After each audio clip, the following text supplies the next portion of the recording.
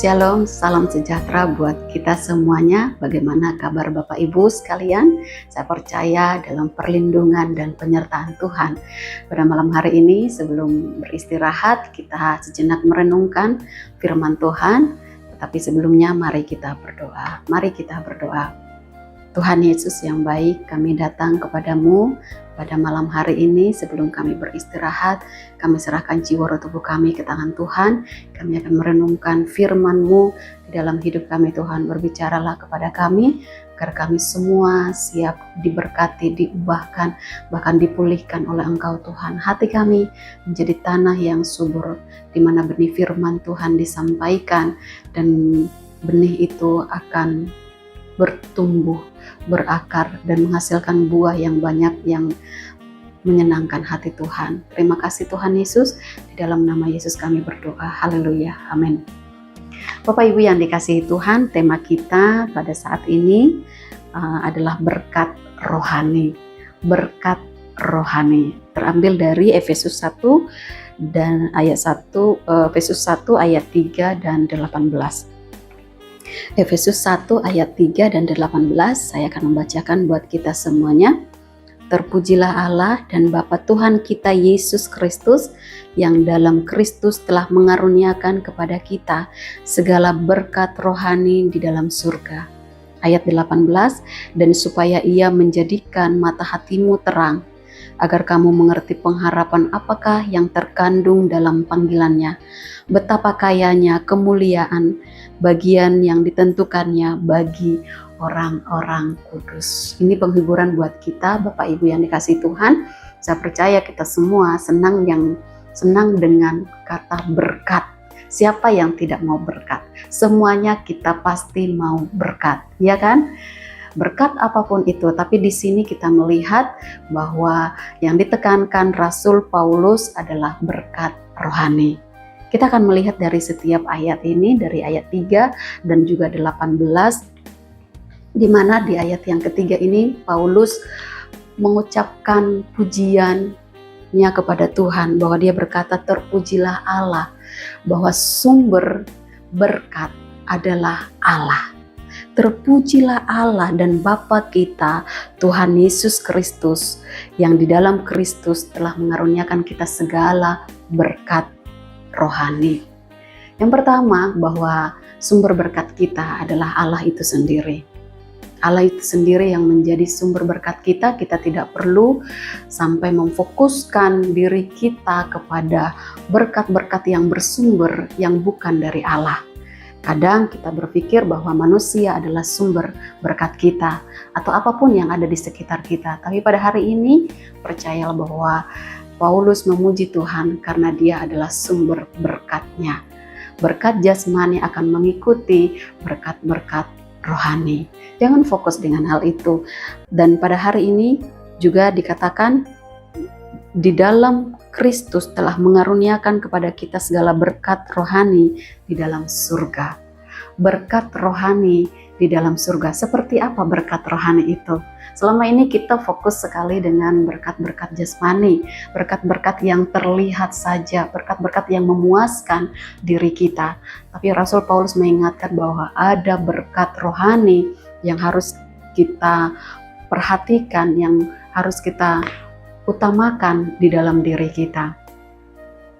Di dalam firman Tuhan ini, segala berkat rohani itu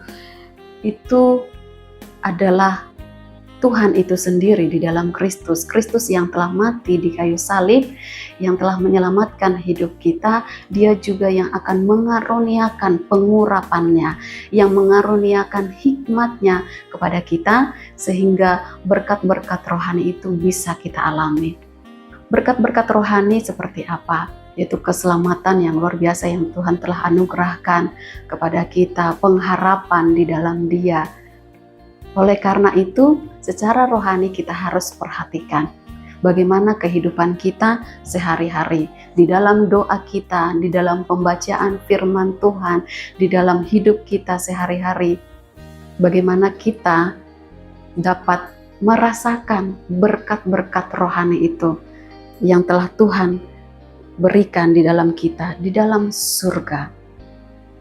Dan ayat yang 18 berkata, berkat rohani, dan supaya ia menjadikan mata hatimu terang, agar kamu mengerti pengharapan apakah yang terkandung dalam panggilannya. Berkat bisa menjadikan mata hati kita buta. Materi atau kekayaan atau apapun bisa membuat mata hati kita tidak bisa melihat bahwa Tuhanlah sumber dari segala kekayaan, dari segala berkat yang Tuhan berikan. Tetapi di sini Tuhan mau Paulus menekankan kepada jemaat di Efesus supaya agar hati kita, mata hati kita menjadi terang. Kalau kita memandang dan melihat dan fokus kita adalah berkat rohani, bukan yang jasmani, itu akan membuat mata hati kita terang. Kenapa orang bisa sampai gelap matanya, hatinya sampai sudah tertutup, hati nuraninya sudah tidak berjalan lagi atau tidak berbunyi lagi, oleh karena fokusnya atau hidupnya diserahkan hanya untuk kekayaan, hanya berkat-berkat jasmani, tidak memikirkan bagaimana dia hatinya, hidupnya diserahkan kepada Tuhan. Dan agar kamu mengerti pengharapan apakah yang terkandung dalam panggilannya.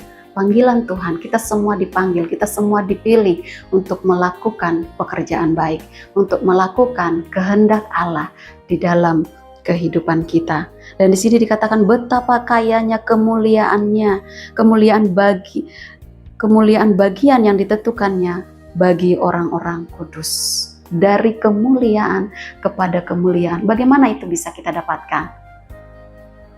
Itulah berkat rohani.